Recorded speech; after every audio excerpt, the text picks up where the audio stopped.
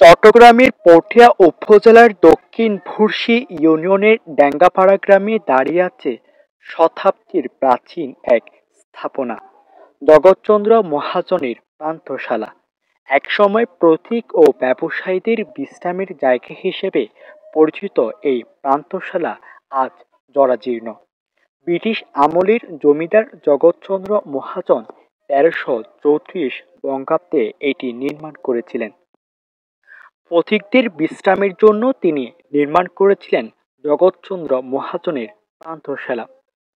তখনকার দিনে মানুষ মূলত হেঁটে বা নৌকায় চলাফেরা করত। ব্যবসায়ীরা নৌকায় করে দূর দূরান্তে যেতেন। যাত্রাপথে বিশ্রামের জন্য প্রয়োজনে মানুষ এই পান্থশালা ব্যবহার করতেন। এই পান্থশালাটি পটিয়া পৌর সদর হয়ে বোয়ালখালী যাওয়ার পথের ধারে ডেঙ্গাপাড়ায় কৃষ্ণকালী খালের পাশে স্থাপিত। তখনকার সময়ে কৃষ্ণকালী খালের পাশে গড়ে উঠেছিল কৃষ্ণকালী বাজার, যা দেওয়ান হাট নামেও পরিচিত, যেখানে এক সময় জমজমাট বাজার বসত।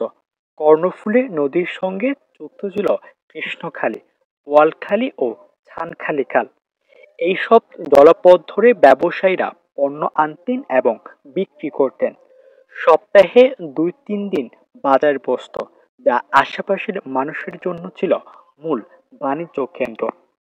পান্থশালার স্থাপত্য ছিল বেশ ব্যতিক্রম। এটি ছিল দোতলা মাচান ঘরের মতো। নিচতলায় ছিল ৫টি উন্মুক্ত প্রবেশপথ, আর উপরে টিনের ছাউনি দেওয়া ঘর ছিল বিশ্রামের জন্য। বাহিরে সংযুক্ত একটি সিঁড়ি, যা দিয়ে দোতলায় উঠা যেত। পাশে বড় পুকুর ও পুকুরের নামার জন্য ছিল ঘাট। পান্থশালার সামনে ছিল ২ জোড়া হাতির প্রতিকৃতি, যা অতিথিদের স্বাগত জানায়। পান্থশালার সাথে জড়িয়ে আছে আলী ফকির নামে এক ব্যক্তির কাহিনী। পান্থশালা তৈরি হওয়ার পর থেকে এই আলী ফকির পান্থশালার এক শূন্যকোণে পড়ে থাকতেন, যিনি কুলিগিরি করে জীবিকা নির্বাহ করতেন। আজ সময়ের বিবর্তনে পান্থশালার প্রয়োজন ফুরিয়ে গেছে। খালগুলো শুকিয়ে শুকিয়ে যাচ্ছে, বাজার বন্ধ হয়ে গেছে। যোগাযোগ ব্যবস্থার উন্নতির ফলে মানুষ সিএনজি বা মোটর সাইকেল করে পটিয়া সদরে চলে যাচ্ছে।